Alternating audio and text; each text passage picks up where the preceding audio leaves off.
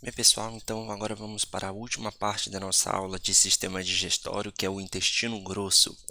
Bem, o intestino grosso ele vai medir aproximadamente de 1,5 m, ele tem aproximadamente 6,5 cm de diâmetro. Em comparação com o intestino delgado, ele vai possuir um diâmetro interno bem maior do que em relação ao intestino delgado.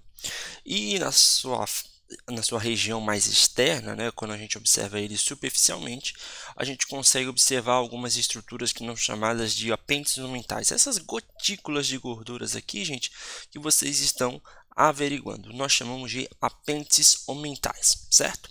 Elas vão ter a mesma constituição do aumento maior, elas vão ser semelhantes, mas elas vão ser apenas essas gotículas, tá? Bem, no intestino grosso, você vai conseguir também observar algumas estruturas que nós chamamos de tênias, certo? O que são essas tênias? Tênias são faixas, tá, gente? Tênia é faixa em o latim ou grego, eu não me lembro, mas remete à faixa. Então, o que são essas tênias?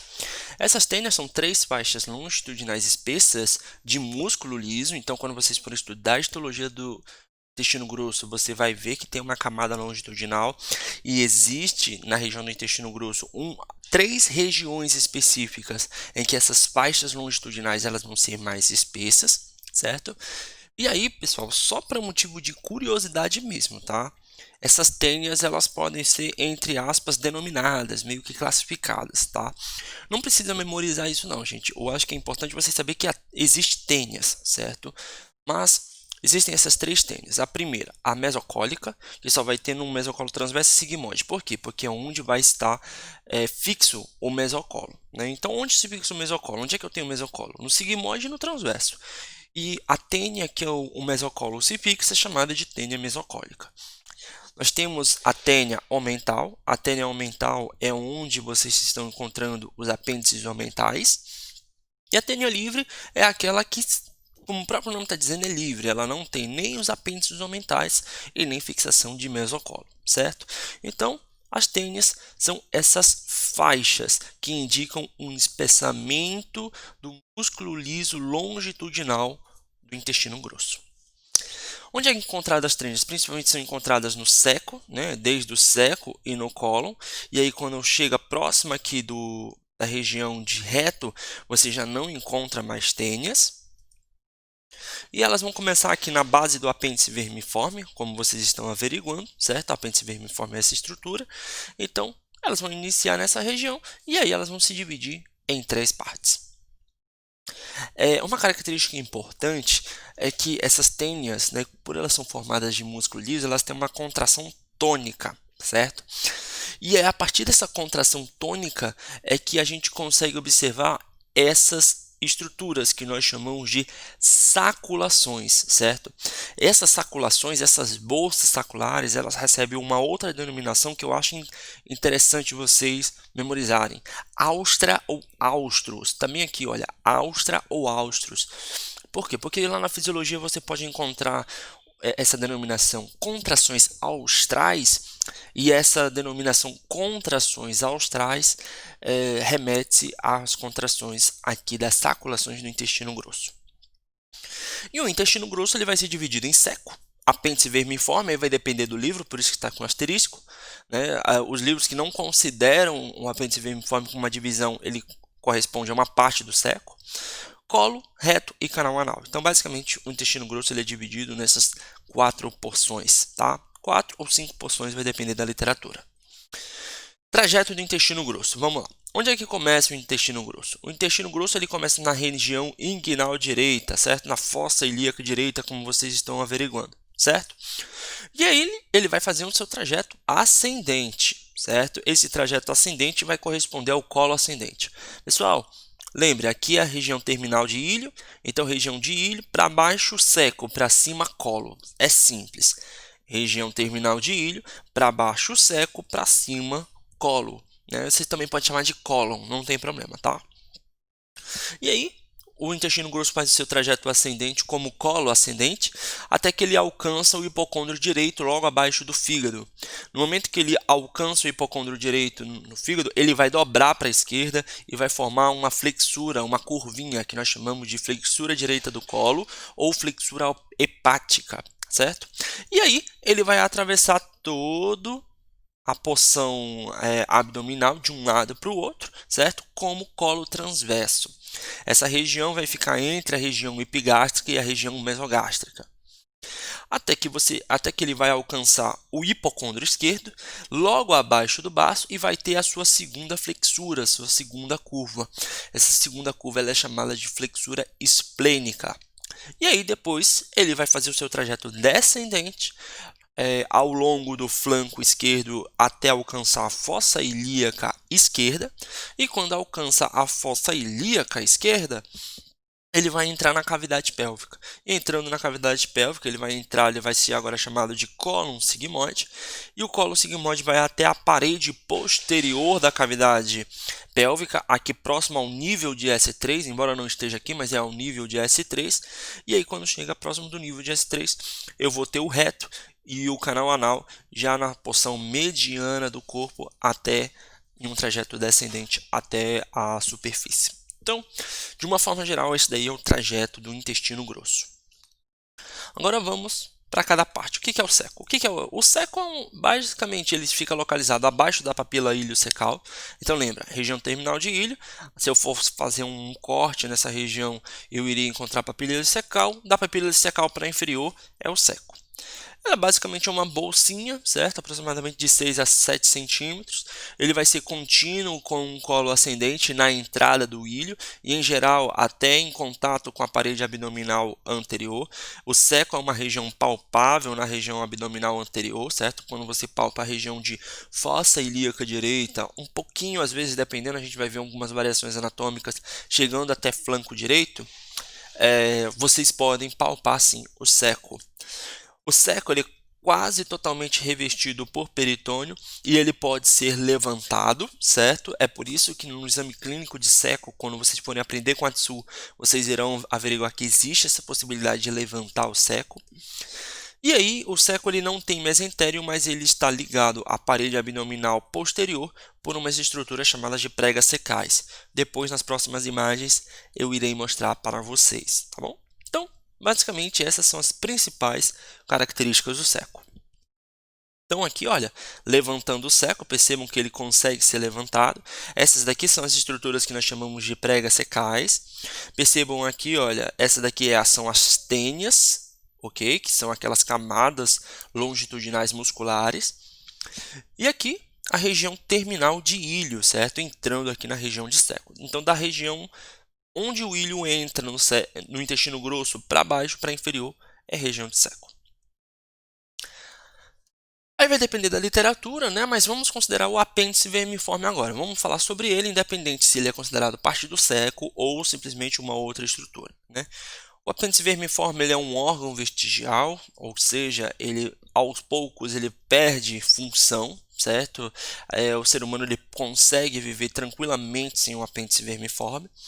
Ele basicamente é um tubo espiralado de extremidade cega, estreito, oco, fixado à parede posteromedial do seco, como vocês estão averiguando aqui, imediatamente inferior à extremidade do ilho. Também tranquilo, eu quero achar o apêndice vermiforme, tranquilo. Se for pelo ilho, logo na região inferior à extremidade distal do ilho e também na região posteromedial aqui do seco. Normalmente ele vai estar localizado aqui. Ele é chamado de apêndice vermiforme porque ele realmente parece um vermezinho, né? Ele realmente parece uma lombriguinha. Uma das características que é muito importante para vocês saberem no apêndice vermiforme, gente, é que ele tem muito tecido linfóide. Muito, sabe aquelas tecidos linfóides associados à mucosa, os famosos MALT? O apêndice vermiforme possui muito. É por isso que a inflamação do apêndice ele é tão intensa, porque você tem lá várias células já inflamatórias nessa região, tá? E o mesentério do apêndice, que é chamado de mesoapêndice, como vocês estão averiguando aqui, ó, esse daqui é um mesoapêndice. Você precisa saber essa estrutura, por quê? Porque quando você for realizar a apendicectomia, você vai precisar dissecar todo esse mesentério, retirar esse mesentério, para que você possa fazer a retirada do apêndice, certo? Ele vai prender o apêndice à parede inferior do mesentério do ilho, que se encontra-se na fossa ilíaca direita. Então, essa que é uma das características do mesentério do apêndice vermiforme. Por que é chamada de mesentério? É porque ele é uma parte do mesentério do ilho. Ele não é uma região do mesocolo. Lembra Mesocolo, gente, ele não tem mesocolo no seco e não tem mesocolo no colo ascendente. Eu só tenho mesocolo na região transversa e sigmoide. É por isso que aqui essa região peritoneal nós chamamos de mesentério, certo? É basicamente uma porção, uma projeção do mesentério do ilho aqui ao longo do apêndice vermiforme. Bem, uma das características do apêndice vermiforme é que ele sempre está próximo do seco. Não existe apêndice vermiforme de um lado, seco do outro. Não, sempre existe, sempre haverá o apêndice vermiforme associado ao seco. Só que a posição desse vermezinho é que vai diferenciar. Existem várias variações anatômicas, como vocês estão averiguando. Pré-ileal, pós-ileal, a região, a posição pélvica, subsecal, retrocecal. É até bem comum essa retrocecal. Às vezes você vai abrir, você vai olhar o seco, cadê o apêndice? Beleza, ele está posterior ao seco. Então, essa retrocecal, mais normal é essa pélvica, mas essa retrocecal vocês também podem encontrá-la, tá bom? Então, lembra, sempre o apêndice vermiforme está associado ao seco. Mas as características clínicas, às vezes, de uma apendicite, elas podem se alterar, principalmente devido às variações anatômicas do próprio seco. Então, as variações anatômicas do seco é que podem gerar sinais de apendicite diferentes. É o que vocês estão observando aqui. Normalmente, vocês vão encontrar o apêndice vermiforme localizado em fossa ilíaca direita. Até aí tudo bem. É por isso que aqui eu tenho o ponto de McBurney, em que eu vou fazer o sinal de Bloomberg, e aí diante disso eu vou mostrar que se tiver um apendicite vai ter um sinal, uma defesa muscular, certo? Uma dor à descompressão. E nesse sentido, vai ser um Bloomberg positivo que indica uma peritonite, um abdômen agudo inflamatório. Até aí tudo bem. Esse ponto de McBurney você vai dividir assim entre a espinha ilíaca antero-superior até a cicatriz umbilical, vai dividir em 3 pontos, em três partes, como eu estou colocando aí no laser. E aí o 1/3 mais próximo da espinha ilíaca antero-superior é o ponto de McBurney. Até aí tudo bem, né? Os livros de anatomia, os livros de semiologia, eles vão indicar para vocês a sintomatologia da apendicite, levando em consideração o que é normal. Mas acontece ter variações anatômicas. E essas variações anatômicas, por exemplo, pode gerar o seco mais na região de flanco esquerdo. O seco pode ficar na região lá próxima do fígado, próximo do hipocôndrio direito. Aqui eu não sei se eu falei flanco, eu acho que eu falei flanco esquerdo, gente, é flanco direito, tá? Então, em flanco direito, aqui no hipocôndrio direito. Então, pessoal, essa questão, vocês, principalmente para você que pensa em cirurgia, você precisa saber a localização desse apêndice vermiforme. Eu não digo nem cirurgia, eu acho que qualquer clínico. Por quê? Porque às vezes a sintomatologia que o paciente apresentar pode ser diferente porque ele tem uma variação anatômica do seco. Vocês vão ver, gente, uma coisa muito, muito legal quando chegar na embriologia, é porque quando vocês vão chegar na embriologia, vocês irão averiguar. Deixa eu só pegar aqui uma imagem que vai ser bem interessante. Parece que todo o intestino, gente, ele é formado fora do embrião e só depois é que ele entra na cavidade abdominal. E é isso que acontece. Então, imagina você pegar como se fosse uma toalha. Eu associo muito com isso, né? Imagina uma máquina de lavar. Pensa uma máquina de lavar como se fosse o teu abdômen, certo? Lá dentro. E aí tu vai pegar como se fosse uma toalha, um lençol, alguma coisa, e você precisa repartir o peso da máquina de lavar para que possa centrifugar. Você nunca que vai colocar todo ele num bolo aqui. Você não vai colocar. O que você vai fazer? Você vai colocar a toalha em um ponto e aí vai ao longo das extremidades dela para que possa se dividir o peso. Esse trajeto que você coloca é o trajeto normal do intestino grosso quando ele entra na cavidade abdominal. Isso que é muito interessante, certo? Ele começa aqui até da região de ânus e aí ele vai se ajustando. Entra uma parte do intestino grosso, aí vem para a região esquerda, aí depois vai formando aqui o colo ascendente, depois chega aqui nas vísceras abdominais que não estão lá fora, já estão dentro, aí forma aqui a região do colo transverso, então ele vai se moldando no interior da cavidade abdominal do feto. Isso é muito legal, isso é muito interessante. Como eu falei para vocês, a embriologia do trato gastrointestinal ela é bem interessante. Se você sabe muito bem a anatomia, se você consegue ter uma noção de anatomia, você vai entender êmbrio. É uma êmbrio gostosa de se estudar, certo? Mas, de vez em quando, tem uns eixos de rotação, como por exemplo os eixos de 270 graus de rotação do intestino, em que basicamente é isso que eu quero que vocês entendam. Ó. Começa aqui, olha, forma quase como se fosse 360 graus, mas aí ele só rodou basicamente quase 270. Enfim, vocês vão estudar lá com mais calma, tá? Enfim, pessoal, então lembrem mais ou menos dessas variações anatômicas da posição do seco, tá bom? Então, gente, e aí, na região de seco, você vai ter as duas papilas ileossecais. Essa daqui é a forma de papila, essa daqui é a forma de lábio. E aqui nessa imagem, eu gosto muito dessa imagem, porque você está encontrando, você está conseguindo observar o ósteo do apêndice vermiforme. E aí, o que acontece na apendicite é isso, gente. Basicamente, você vai possuir uma obstrução aqui. Ou por causa de um fecalito, ou por causa de um tumor, ou por causa de um de um papiloma, um pólipo, alguma coisa vai fechar, vai obstruir esse ósteo. E aí vai reter alimento nessa região do apêndice vermiforme. A retenção de alimento favorece o crescimento bacteriano e aí, diante disso você vai ter um processo inflamatório. E lembra que nessa região eu tenho muito tecido linfóide, então a reação inflamatória ela irá ser exacerbada. Tudo tranquilo, gente? Basicamente, são essas as principais questões aí do apêndice vermiforme. Colo, né? Então agora vamos para a próxima estrutura, certo? Que é o colo, que é a maior porção do intestino grosso, né? Colo ou colo.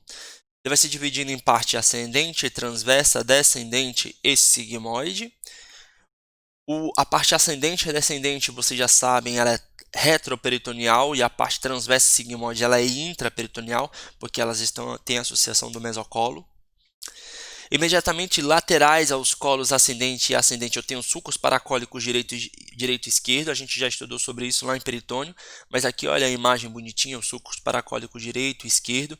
Lembra que essa região é um ponto em que eu posso fazer, eu quero ter acesso, por exemplo, a estruturas retroperitoneais, como por exemplo no rim, aí eu vou fazer um corte aqui na região do sulco paracólico, remover toda essa porção, esse conteúdo intestinal, até que eu possa encontrar a região de retroperitônio.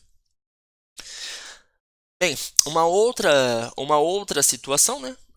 A maior parte dos vasos, tanto dos vasos sanguíneos quanto os linfáticos, estiverem na região medial e posteromedial dos cólons, ou seja, normalmente a gente vai estudar em vascularização que todos os vasos sanguíneos, deixa eu só colocando aqui, os vasos sanguíneos aqui do cólon, gente, eles vão alcançar, eles só ficam aqui, ó. Eles ficam nessa região, tá? Eles vão ficar aqui na região medial ou posteromedial. Então é por isso que é uma questão anatômica mesmo, que favorece esse corte na porção lateral aqui no sulco paracólico. Por que eu posso cortar aqui no sulco paracólico? Porque eu sei que não tem nenhum vaso sanguíneo entrando nesse sentido no colo transverso. Todos os vasos sanguíneos que entram no colo transverso, eles entram por medial ou posteromedial. Eles não entram por lateral, certo? E aí, o colo sigmoide, de uma forma geral, ele vai se estender da fossa ilíaca, certo? Da fossa ilíaca esquerda até aproximadamente a S3, onde ele vai se unir com a região de reto. Essa região vai indicar o fim das tênias e também vai indicar o fim do mesocolo sigmoide. Então é onde termina a porção intraperitoneal do intestino grosso, a região de colo sigmoide, e também indica a região da tênia. Essa região nós chamamos de junção reto-sigmoide, certo? Junção reto-sigmoide é onde termina a região de colo e inicia a região de reto. Então olha aqui a imagem para vocês, gente. Olha aqui os sulcos paracólicos, certo? Sulco paracólico direito, sulco paracólico esquerdo. Aí lembra, eu quero entrar em contato aqui com o reto peritônio, eu posso vir aqui e cortar nessa região. Ah, Bruno, por que eu posso cortar nessa região? Lembra, porque os vasos sanguíneos, olha o vaso sanguíneo aqui da região de colo. Eu vou fazer tipo uma circunferência, olha. Não sei se ficou bom por causa do verde, mas é bem aqui, olha.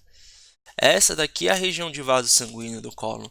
Então, se essa é a região de vaso sanguíneo do colo e vocês estão percebendo que ele está mais na região medial, eu posso vir aqui tranquilamente nessa região e cortar, certo? Nessa porção mais lateral do colo, que eu não vou atingir nenhum vaso sanguíneo de maior calibre. Então, finalizando, gente, seco, colo ascendente, região da flexura hepática ou direita do colo, o colo transverso, a flexura esplênica ou esquerda do colo, o colo descendente e, por fim, o colo sigmoide, certo? Pessoal, olha, eu gosto muito dessa imagem por um outro fator. Perceba, ó, olha a junção reto-sigmoide, certo? A junção reto-sigmoide, vocês percebem fim das tênias e fim do peritônio, fim do mesocolo. Quando você conseguir observar o fim do peritônio e o fim das tênias, essa é a junção reto-sigmoidea, tudo bem? Então, olha, as duas flexuras, as flexuras esplênica e a flexura hepática. Aqui uma imagem bem bonitinha do Grace, que mostra, olha, a curvinha embaixo do fígado e a curvinha logo abaixo do baço.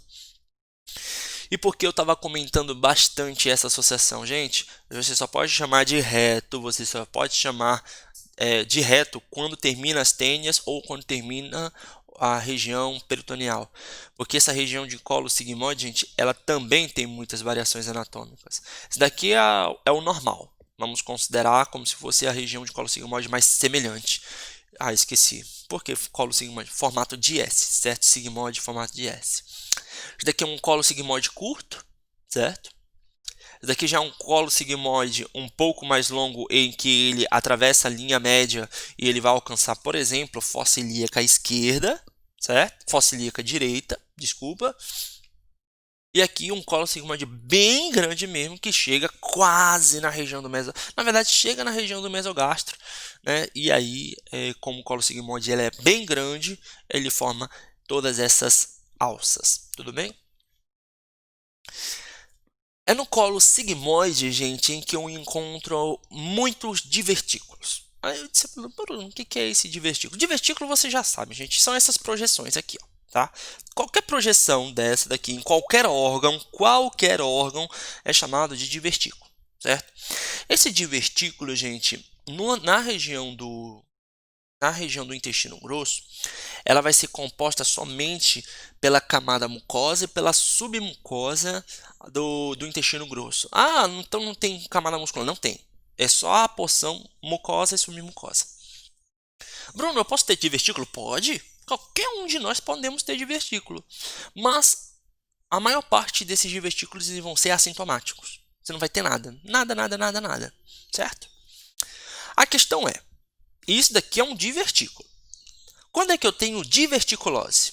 Eu vou ter a diverticulose quando esse divertículo ele gerar alguns sinais e sintomas, certo? Você tem às vezes um incômodo, você de vez em quando sente uma dor à palpação, você se sente algum incômodo, mas você consegue viver a vida normalmente. Nesse caso de diverticulose, normalmente as pessoas não existe um tratamento cirúrgico para isso. Você basicamente vai fazer medidas mais expectantes, por exemplo, com modificação da dieta, certo? Você vai modificar um pouco sua dieta, você vai comer mais fibras, vai comer menos porcaria, vamos dizer assim, certo? E aí vocês podem pensar, ok, Bruno, mas por que gera esse divertículo aí, certo? O que acontece, né?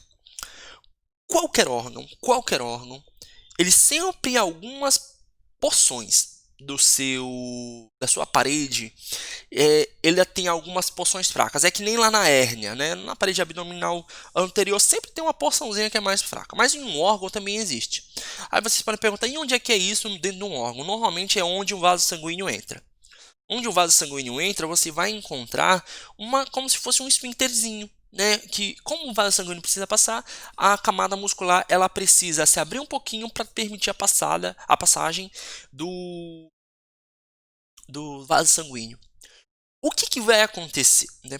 Por algum motivo você aumentou, por exemplo, a sua quantidade a pressão intraabdominal no interior, intraluminal, desculpa, aumentou a pressão intraluminal na região de sigmoide, porque principalmente vai acontecer na porção de colo descendente e região de sigmoide, principalmente sigmoide.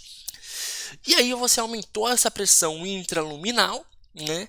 Às vezes, por quê? Porque as suas fezes, elas não são tão... As fezes, elas estão secas, então você precisa gerar mais força, elas ficam mais retidas, e aí você tem que pressionar, você tem que aumentar essa pressão intraluminal na região do reto, na região de sigmoide. Então, o que vai acontecer? Como você aumenta, pode acontecer um prolapso, e esse prolapso vai ser o divertículo. Até aí tudo bem. Então já falei para vocês que a maioria dos divertículos... Ah, gente, só um momentinho, eu esqueci de tirar a internet. Mas enfim. Bem, a maioria desses divertículos eles são assintomáticos, mas pode acontecer algum desses divertículos inflamar. Quando inflama, aí sim, é diverticulite. E aí, diverticulite, não tem como. Aí a diverticulite você vai ter que tratar porque é uma inflamação. Certo? Aí nesses casos, dependendo da situação de cada paciente, pode ir somente para o tratamento antimicrobiano, que às vezes é errado, ou vocês podem também seguir para o tratamento cirúrgico, em que esse tratamento cirúrgico, em alguns momentos, você pode até chegar ao ponto de retirar partes do colo sigmoide. Bruno, vou tirar o colo sigmoide, sim. Você vai tirar o colo sigmoide da pessoa. Tu tira todo o colo sigmoide, porque é onde ele tem muitos divertículos, e aqueles divertículos estão inflamados, e aí você vai pegar a porção do remanescente, que é a porção, entre aspas, saudável, e tu vai fazer uma colonoscopia. Colonoscopia não, gente. Eu esqueci o nome, gente, mas é como se fosse uma... você vai colocar o colo na região percutânea para que fique a bolsa por fora. Eu esqueci o nome, me desculpa, gente. Depois vocês pesquisem. Foi o que o presidente Bolsonaro ele possuiu depois que ele sofreu o ataque, gente. Eu esqueci o nome agora, tá? Eu não, como eu tô gravando, eu não edito, eu não vou lembrar agora, tá bom? Mas enfim. Aí depois, né, se tiver tudo certo, né, isso é um primeiro momento. Aí depois, como estava inflamado, passou a inflamação, tá tudo certo. Aí você vai pegar aquele colo remanescente, que ele provavelmente vai ser ali na porção de colo descendente, e depois vai reconectar com o reto colo sigmoide, que já foi embora. Olha aqui uma visão de colonoscopia, gente, bonitinha, que tá aparecendo esse divertículo muito fofinho aqui para vocês, tá? Enfim. Reto canal anal. Os últimos 20 centímetros do trato gastrointestinal que vão estar situados anteriormente ao sacro e ao cóccix. O reto é a parte pélvica do sistema digestório, mantendo continuidade proximal com o colo sigmoide. Ele fica comunicando, né, com o colo sigmoide, certo? Ele vai possuir, né, onde é que os dois vão se conectar? Vai ser na junção reto-sigmoide, em que vai ser descrita como estando no nível de S3 ou na extremidade do mesocolo, porque o reto é uma estrutura retroperitoneal. Lembra que eu falei para vocês? Junção reto-sigmoide é onde? É onde termina o mesocolo e termina as tênias. Memoriza isso. Se você quiser memorizar S3 também, sem problema algum. Os últimos 3 ou 5 centímetros do trato gastrointestinal é o canal anal. E aí, o canal anal, a abertura do canal anal, vai ser protegida pelos esfíncteres interno e externo do ânus, tá bom? Em que o liso, como sempre, músculo liso, né? O músculo interno, o esfíncter interno, como sempre, músculo liso, e o esfíncter externo de músculo esquelético. Então, vocês estão vendo aqui, olha que imagem linda do néter, cara. Olha só, aqui é a região de reto sigmoide, acabou as tênias, acabou o peritônio, agora é reto. Tudo isso daqui é reto. Então, últimos 20 centímetros, e aí por fim você vai ter aqui a região de canal anal. Então vamos lá, as estruturas. Então aqui o orifício, o ânus, é o final dele. Aqui o canal anal, que são os últimos 2 a 3 centímetros da região do trato gastrointestinal. Aqui a junção ano-retal. Como assim ano-retal, Bruno? É a região entre ânus e a região entre ânus e reto. A junção ano-retal ela vai estar descrita como se fossem as pontas dessas estruturazinhas aqui, olha, que nós chamamos de colunas anais. Daqui a pouquinho eu vou falar um pouquinho sobre elas, tá? Essas regiões aqui é um local onde nós delimitamos a junção ano-retal, tá? E aqui, junção reto sigmoide. A gente já sabe o que é a junção reto-sigmoide, porque termina as tênias e também termina o peritônio. Se vocês perceberem, a gente vou mostrar depois em uma outra imagem, o reto, embora seja um nome reto, né, ele não é reto, ele é curvo, ele tem duas curvas. E essas duas curvas eu vou mostrar para vocês qual o significado dessas duas curvas, tá bom? Pessoal, lateralmente aqui vocês vão observar, lateralmente aqui ao reto, por exemplo, aqui e aqui, nós vamos ter as fossas isquioanais. Eu esqueci de colocar, era um detalhe que eu tinha que colocar. Essa região onde eu estou colocando aqui são as fossas isquioanais. Isquio, gente, olha, osso isquio, anais, relacionado ao reto e ao ânus. Essas fossas isquioanais, elas possuem muita glândula. E essas glândulas, em um determinado momento, elas podem inflamar e aí gerar abscessos perianais, certo? Então, você pode ter um abscesso mais profundo, você pode ter um abscesso mais superficial, mas elas vão estar associadas a glândulas que vão estar localizadas nessa região da fossa isquioanal. Tratamento desses abscessos, como sempre, drenagem e após você avalia a possibilidade de antibiótico terapia. Olha nessa imagem de uma vista lateral direita, muito bonita essa imagem, em que você observa, olha, as duas curvas do reto, certo? Essas duas curvas do reto, a primeira curva é a flexura, né, sacral do reto, por quê? Porque ela continua aqui com o reto, ela vai fazendo uma continuidade, moldando ao redor do sacro, e por fim, a outra flexura, que é a flexura anorretal. Essa flexura anorretal é o momento em que o reto ele atravessa a região do diafragma da pelve. E lembra que no diafragma da pelve vou ter aquele músculo pubo-retal, e é o músculo pubo-retal que ele vai estar associado com a continência fecal. Né? A continência fecal vai estar associado com o músculo pubo-retal, tá, pessoal? Então, percebam aqui, gente, que é como se fosse uma alça. O pubo-retal, ele vai aqui da região do pubis até o reto.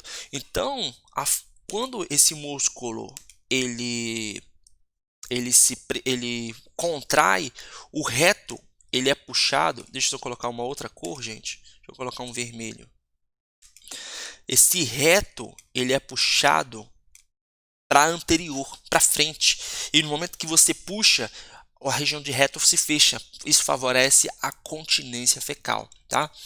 Isso daqui é muito importante também porque os proctologistas, né, que eles tratam às vezes as doenças relacionadas a essa região, eles até comentam a forma como os vasos sanitários são projetados, que eles não favorecem a defecação. Por quê?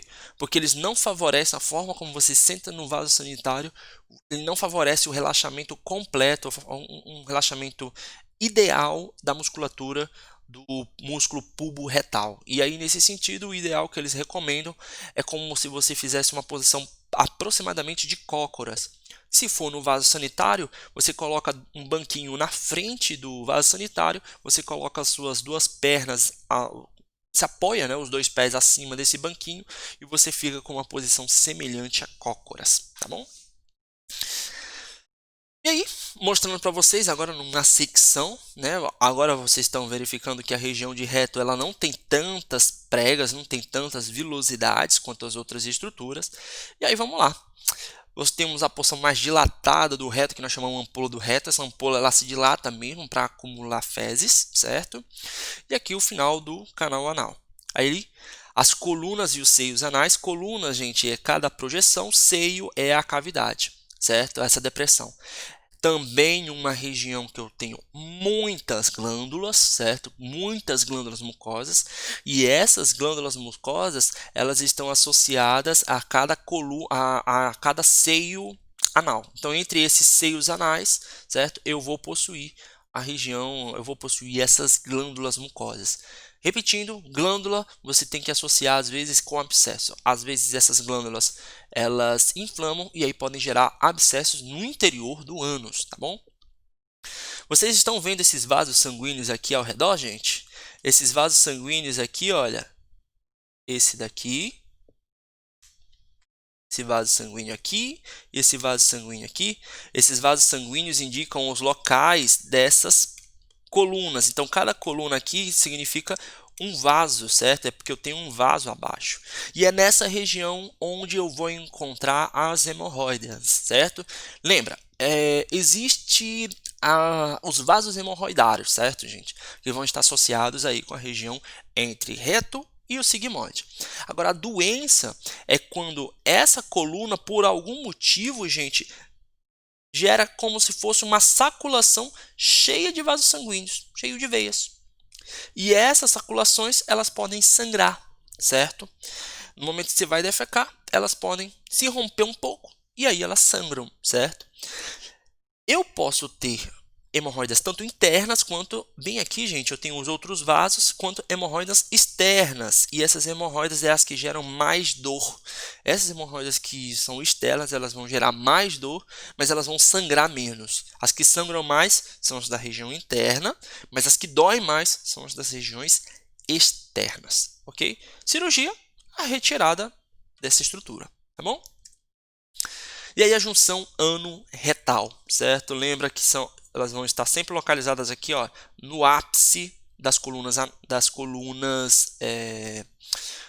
no ápice das colunas anais. Pessoal, não sei se vocês estão percebendo, deixa eu apagar todos esses desenhozinhos que eu fiz, essas circunferências, porque eu vou mostrar uma coisinha aqui para vocês, porque um dia, em algum momento, vocês podem chegar a estudar, certo? Vocês vocês ouvirem uma outra denominação. Vocês estão vendo que as colunas anais, elas formam como se fosse essas linhas tracejadas, como se fossem pentes. Isso daqui nós chamamos de linha pectínea ou linha pectinada do ânus, tá? Basicamente não é a junção no retal, é só uma região de referência. O proctologista vai falar a junção, a linha pectinada, linha pectínea. Quando eles falarem isso em relação ao reto, certo? Ou ao ânus ou ao reto, vocês estão falando aí sobre as bordas das colunas anais, certo? Porque ele tá falando, porque eu estou falando isso? Porque são as regiões onde eu posso encontrar os abscessos ou também eu posso encontrar as hemorroidas. Então eles podem associar, ter como esse ponto de referência a linha pectínea. E aí, por fim, gente, nessa imagem, vocês estão observando o músculo esfíncter externo. Ah, eu esqueci. Gente, os músculos esfíncteres aqui nessa imagem, eles vão estar localizados aqui, olha. Você tem aqui o músculo esfíncter interno do ânus, ele vai ser músculo liso, e aqui o músculo esfíncter externo do ânus. Então, esfíncter interno e esfíncter externo. E aí, numa dissecação, o músculo esfíncter externo do ânus, certo? Nessa imagem, o que eu quero chamar a atenção para vocês? Nessa imagem, na imagem anterior, quando vocês forem fazer ou vocês forem observar qualquer outra cirurgia associada a hemorroidectomias, ou, por exemplo, cirurgia da retirada de um abscesso aqui na região do seio anal, etc., dos seios anais, vocês vão ter que tomar cuidado, principalmente com o esfíncter interno do ânus, porque ele vai estar associado nessa região e às vezes você pode, por algum motivo, de forma inadvertida, um erro, você romper aqui o esfíncter interno do ânus, e aí diante disso o paciente vai ter dificuldade com continência fecal, né? E isso vai piorar muito a qualidade de vida do paciente, tá bom? Bem, pessoal, muito obrigado e basicamente era isso.